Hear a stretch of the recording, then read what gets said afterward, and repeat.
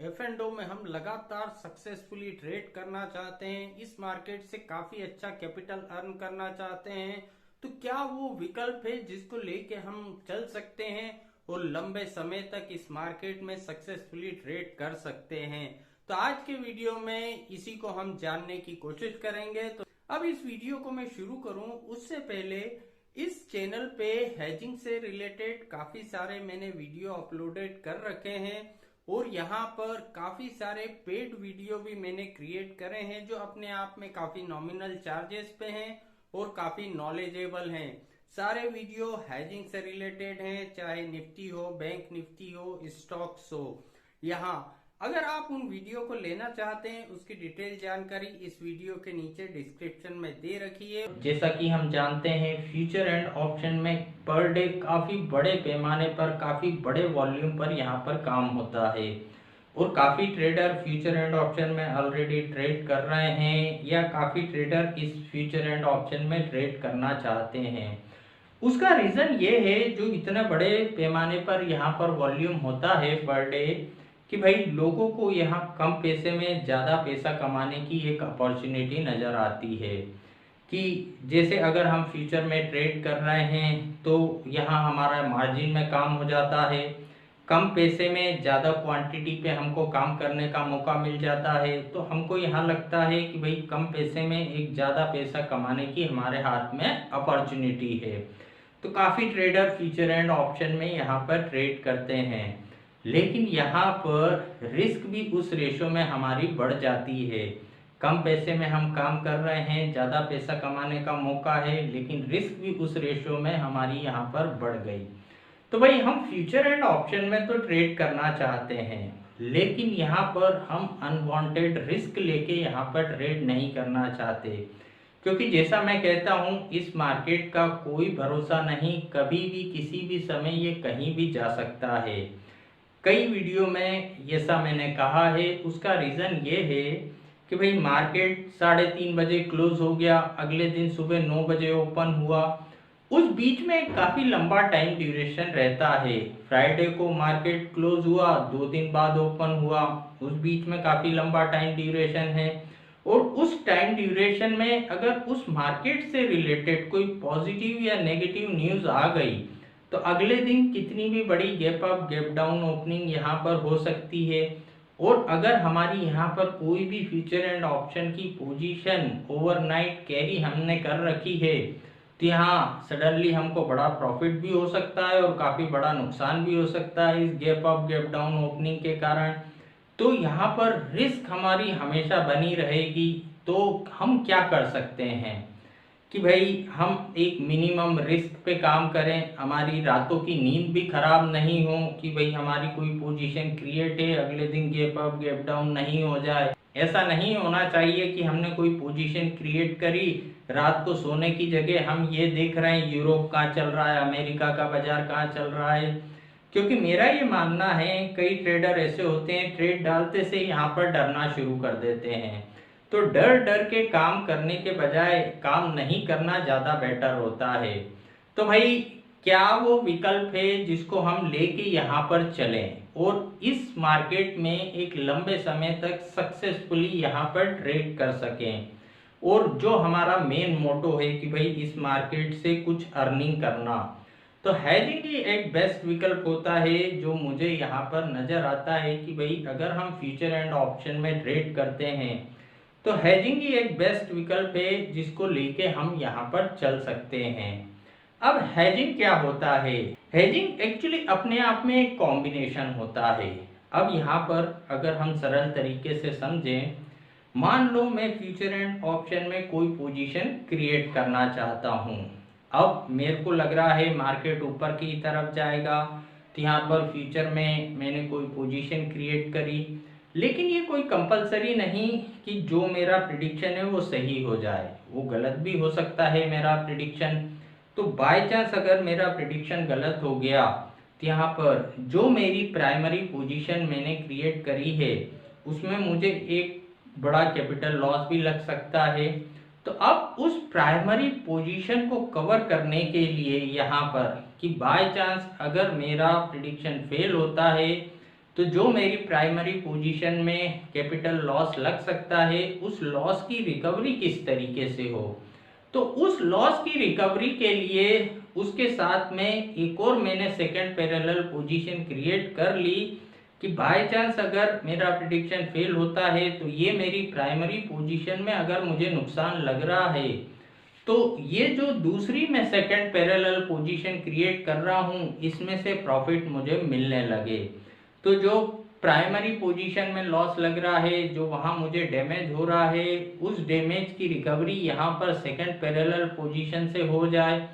तो यहाँ पर जो प्राइमरी पोजीशन के साथ में मैंने सेकंड पैरेलल पोजीशन को क्रिएट करा, यानी मैंने मेरी प्राइमरी पोजीशन को हैच करा है, उसको कवर करा है यहाँ पर।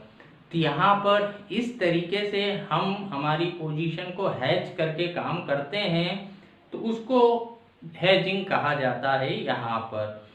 अब यहाँ पर हेजिंग करने का कोई एक ही कॉन्सेप्ट नहीं होता कि भाई एक सिंगल कॉन्सेप्ट है इसी को लेके हमको चलना है। यहाँ हेजिंग करने के भी काफ़ी अलग अलग तरीके होते हैं, काफ़ी अलग अलग कॉम्बिनेशन हम क्रिएट करते हैं इस मार्केट में।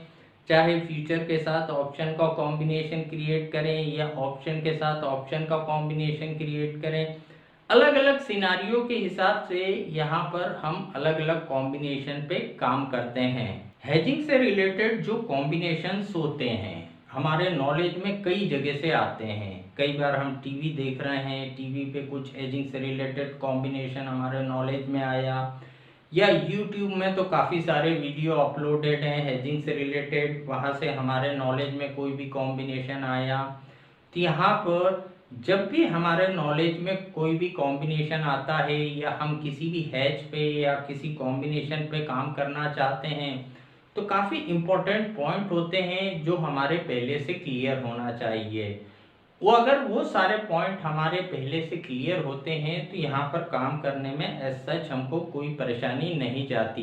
दूसरी सबसे इम्पोर्टेंट बात होती है, तो अगर हम हेजिंग से काम करना चाहते हैं तो हमारा F&O का बेसिक क्लियर होना चाहिए कि भाई हेजिंग से रिलेटेड अगर हम कोई कॉम्बिनेशन क्रिएट करना चाहते हैं तो हमारा बेसिक अगर क्लियर होगा तो हम प्रॉपरली उस कॉम्बिनेशन में कैलकुलेशन कर लेंगे, तो हमको काम करने में कोई परेशानी नहीं जाएगी। तो सबसे पहला पॉइंट होता है कि हम यहाँ किसी भी कॉम्बिनेशन पे काम करना चाहते हैं, किसी भी हेजिंग पे काम करना चाहते हैं, तो वो डायरेक्शनल हेजिंग पे काम करना चाहते हैं या नॉन डायरेक्शनल हेजिंग पे हम यहाँ पर काम करना चाहते हैं। अब डायरेक्शनल और नॉन डायरेक्शनल में क्या अंतर होता है। डायरेक्शनल का मतलब ये होता है हम इस मार्केट का डायरेक्शन पिक करके कोई सी भी प्राइमरी पोजीशन क्रिएट कर रहे हैं कि भाई हमने मार्केट का डायरेक्शन पिक करा कि भाई ये बढ़ेगा या मार्केट गिरेगा, उसके अकॉर्डिंग हमने यहाँ पर कोई प्राइमरी पोजीशन को क्रिएट करा और फिर उस प्राइमरी पोजीशन को हैच करने के लिए हमने यहाँ पर सेकंड कोई पैरेलल पोजीशन क्रिएट करी। नॉन डायरेक्शनल हेजिंग पे काम करने का मतलब यहाँ पर ये होता है कि भाई हम डायरेक्शन पिक नहीं करना चाहते कि मार्केट ऊपर जाएगा कि मार्केट नीचे की तरफ जाएगा, हम इतना दिमाग नहीं लगाना चाहते। कई लोगों का कहना रहता है कि अच्छे अच्छे तुर्रम कहाँ प्रिडिक्ट नहीं कर पाते मार्केट कहाँ जाएगा तो हम कहाँ लगते हैं, वो उनका कहना भी अपनी जगह बिल्कुल सही है। तो यहाँ पर हम नॉन डायरेक्शनल हेजिंग पे काम करना चाहते हैं कि भाई हम ये दिमाग नहीं लगाना चाहते कि ऊपर जाएगा या नीचे जाएगा, तो नॉन डायरेक्शनल हेजिंग पे हम काम करना चाहते हैं। तो यहाँ हमको डायरेक्शन पिक करने की ज़रूरत नहीं है, हमने उसके अकॉर्डिंग कोई भी कॉम्बिनेशन क्रिएट करा। अब अगला पॉइंट आता है, अगला पॉइंट ये रहता है कि भाई यहाँ पर जैसा हम जानते हैं स्टॉक भी अवेलेबल है हमारे पास, निफ्टी भी अवेलेबल है, बैंक निफ्टी भी अवेलेबल है। तो अब सबसे इम्पोर्टेंट पॉइंट आता है कि भाई हम स्टॉक F&O में ट्रेड करना चाहते हैं, निफ्टी में करना चाहते हैं या बैंक निफ्टी में करना चाहते हैं। तो यहाँ पर प्रोडक्ट हमारा पहले से क्लियर होना चाहिए। ऐसा नहीं आज स्टॉक में कर लिया, वहाँ लग गए पैसे तो निफ्टी में आ गए, वहाँ लग गए तो बैंक निफ्टी में आ गए, इस तरीके से हम इधर से उधर होते जा रहे हैं। इससे क्या होता है कि एक फोकस नहीं होता, हमारा फोकस बिगड़ता है। पता चला आज हमने निफ्टी में ट्रेड कर लिया, उधर पैसे लग गए, हम बैंक निफ्टी में चले गए।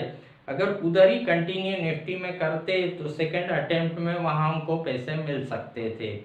तो जब भी हम यहाँ पर काम करें तो जो सेकंड इम्पोर्टेंट पॉइंट होता है हेजिंग के लिए कि भाई हम स्टॉक में करना चाहते हैं या निफ्टी में करना चाहते हैं या यहाँ पर बैंक निफ्टी में हम काम करना चाहते हैं। अब तीसरा यहाँ पर इम्पोर्टेंट पॉइंट आता है कि भाई हम जो भी हैज पे काम करना चाहते हैं वो इंट्राडे करना चाहते हैं या पोजिशनल करना चाहते हैं। अब अगर हम प्रॉपर हेजिंग पे काम करते हैं, कई लोगों के दिमाग में यह आता है सवाल कि भाई अगर हम पोजिशनल करेंगे तो काफ़ी एक बड़ा मार्जिन की रिक्वायरमेंट होगी, काफ़ी ज़्यादा पैसे की हमको यहाँ पर ज़रूरत पड़ेगी, क्योंकि हेजिंग में मल्टीपल पोजीशन हम क्रिएट करते हैं, 2 पोजीशन, 3 पोजीशन, 4 पोजीशन एक साथ क्रिएट करते हैं।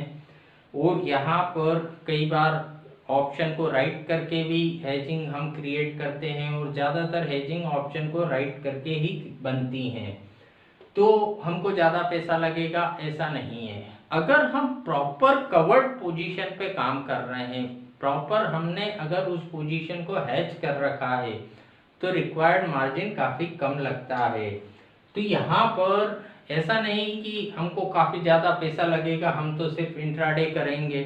तो हमको यह पहले से डिसाइड करके रखना चाहिए कि पोजिशनल करना है या इंट्राडे में हेजिंग पे काम करना है। अब अगला इम्पोर्टेंट पॉइंट आता है जो सबसे ज़्यादा इम्पोर्टेंट होता है, यहाँ पर रिस्क रिवॉर्ड। यहाँ पर जब भी हम कोई भी कॉम्बिनेशन क्रिएट करते हैं या हमारे नॉलेज में कोई भी कॉम्बिनेशन आता है तो रिस्क रिवॉर्ड सबसे इम्पोर्टेंट फैक्टर होता है। यहाँ पर हम जब भी कॉम्बिनेशन क्रिएट करें तो हमारा कॉम्बिनेशन ऐसा होना चाहिए कि भाई उसमें जो रिस्क हो वो एक लिमिटेड हो। अनलिमिटेड रिस्क वाला कॉम्बिनेशन तो प्रॉपर हेज हो ही नहीं सकता। हमारा जो रिस्क का फिगर है वो लिमिटेड होना चाहिए, हमेशा वही प्रॉपर हेजिंग होती है। रिवार्ड भले ही हमारा एक लिमिटेड हो या अनलिमिटेड हो वो चलेगा, वो फ्लेक्सिबल हो सकता है, लेकिन हमारा रिस्क का फिगर हमेशा एक लिमिटेड होना चाहिए, ताकि जब भी हम किसी कॉम्बिनेशन को क्रिएट करते हैं हमको पहले से पता हो सकता है कि भाई ज़्यादा से ज़्यादा इस कॉम्बिनेशन में मुझे इतना लग सकता है, इससे ज़्यादा 1 रुपया भी मुझे इस कॉम्बिनेशन में नहीं लगेगा। यानी हम मेंटली प्रिपेयर्ड रहते हैं। तो यहाँ पर हम कभी भी किसी भी हेजिंग में काम करते हैं तो यहाँ हम रिस्क को मिनिमाइज भी करते हैं। हमने कॉम्बिनेशन क्रिएट करा, कोई ज़रूरी नहीं हमने जैसा सोचा वैसा मार्केट रिएक्ट करेगा। तो अगर मार्केट ने वैसा रिएक्ट नहीं करा तो यहाँ पर एक वर्ड होता है एडजस्टमेंट का। तो हम हमारे कॉम्बिनेशन में कुछ छोटे छोटे एडजस्टमेंट करते हैं ताकि ये जो हमारी रिस्क का फिगर होता है, जब हमने कॉम्बिनेशन को शुरू करा था, मान लो उस समय 100 पॉइंट की रिस्क पे हमने काम करा था, तो उस रिस्क के फिगर को मिनिमाइज जब भी हम करते हैं, जैसे भी हम करते हैं, तो वो अपने आप में एक एडजस्टमेंट कहलाता है। तो यहाँ पर एक छोटे छोटे एडजस्टमेंट करके जो मैक्सिमम रिस्क का फिगर होता है उसको हम यहाँ पर एडजस्ट करते हैं। यहाँ की रिस्क हमारी या तो 0 हो जाए या बिल्कुल मिनिमम रिस्क हो जाए हमारी। तो यहाँ पर अगला पॉइंट आता है कि एडजस्टमेंट करना हमको आना चाहिए। हमको पहले से पता होना चाहिए कि ये कॉम्बिनेशन मैंने क्रिएट करने के बाद फेवरेबल डायरेक्शन में है तो कोई प्रॉब्लम ही नहीं है। जब भी मुझे लगा सफिशिएंट प्रॉफिट हो रहा है उसे बुक करा, बाहर हो गए। लेकिन अगर अनफेवरेबल होता है तो मुझे उसमें क्या एडजस्टमेंट करना चाहिए, क्या उसमें मैं बदलाव करूं जिससे जिस रिस्क पे मैंने काम करना शुरू करा है उसको मिनिमाइज कर दूं या उस रिस्क को यहाँ पर मैं खत्म कर दूं। तो ये अगला एक इम्पोर्टेंट पॉइंट होता है एडजस्टमेंट का, जिसका हमको नॉलेज पहले से होना चाहिए। अब यहाँ पर अगला एक इम्पोर्टेंट पॉइंट आता है कि जब भी हम किसी भी कॉम्बिनेशन पे काम करते हैं, मान लो यहाँ पर हम प्री डिसाइडेड रिस्क और प्री डिसाइडेड रिवार्ड पे काम कर रहे हैं, तो यहाँ पर हमको ये पॉइंट पहले से क्लियर रखना चाहिए कि हमने कॉम्बिनेशन क्रिएट करा, जो मेरा टारगेट है मैक्सिमम रिवार्ड कुछ भी हो सकता है, लेकिन मेरा जो टारगेट है कि भाई 2000 रुपये मुझे मिल जाएगा तो मैं बाहर हो जाऊंगा, तो यहाँ पर मैं मेरे टारगेट अचीव होते से ही बाहर हो जाऊं या मैक्सिमम के लिए यहाँ पर वेट करूं। तो ये पॉइंट हमारा पहले से क्लियर होना चाहिए। ऐसा नहीं कि कभी मर्जी हुई तो हम जो मिल रहा है बाहर हो गए और फिर किसी दिन मैक्सिमम के लिए यहाँ पर वेट कर रहे हैं। तो ये पॉइंट हमारा पहले से क्लियर होना चाहिए कि मुझे एग्जिट कब करना है। एग्जिट का टाइमिंग हमारा अलग अलग हो सकता है, तो एग्जिट मुझे कब करना है, मैं टिल एंड तक वेट करूंगा या उसके पहले ही जब मुझे अगर लगेगा सफिशिएंट प्रॉफिट हो रहा है तो उस प्रॉफिट को बुक करके यहाँ पर बाहर हो जाऊंगा। उसी तरीके से यहाँ हम लॉस का फिगर भी पहले से डिसाइड कर लेते हैं कि भाई ठीक है 100 पॉइंट का मैक्सिमम मुझे लॉस लग सकता है इस कॉम्बिनेशन में, लेकिन फिर भी अगर मुझे लगा कि भाई 20 पॉइंट का मुझे लॉस लगने लगेगा तो उस कॉम्बिनेशन में से मैं बाहर हो जाऊंगा। या मेरा प्रिडिक्शन फेल हो गया, जो भी लेवल अगर इस मार्केट ने ब्रेक कर दिए और मुझे लग रहा था वो लेवल ब्रेक नहीं होंगे तो भी मैं यहाँ पर बाहर हो गया। यानी या तो हम फिगर को डिसाइड कर लें कि इतना मैक्सिमम लगने लगेगा तो हेज में से बाहर हो जाऊंगा, या मेरा प्रिडिक्शन फेल हुआ, लेवल अगर वो ब्रेक होते हैं तो मैं इस कॉम्बिनेशन में से बाहर हो जाऊंगा। तो यहाँ जब भी हम कॉम्बिनेशन पे काम करते हैं, रिस्क हमारे भले ही कितनी भी रहे उस कॉम्बिनेशन में, रिवार्ड कितना भी रहे, हम पहले से उस चीज को डिसाइड करके रखते हैं कि हमें एग्जिट कब करना है। कंफ्यूज होने की हमको कोई जरूरत नहीं, हमारा एग्जिट का पॉइंट हमको ध्यान में रखना चाहिए। और एग्जिट होने के बाद इस तरीके का रिएक्शन कभी नहीं होना चाहिए कि अरे मैं रुका रहता तो और मुझे ज़्यादा मिल जाता। यहाँ पर एक बार ट्रेड स्क्वायर अप करा, उसके बाद और कितना मिल जाता, क्या मिल जाता, वो सब हमको दिमाग से हटा देना चाहिए। नहीं तो क्या होता है, हमारे फ्यूचर के ट्रेड पे उसका असर पड़ता है। क्योंकि मान लो आज मैंने कोई पोजीशन क्रिएट करी, मुझे 2000 रुपये मिल रहे थे और मैं एग्जिट हो गया, अगर एग्जिट नहीं होता तो 5000 मिल जाते।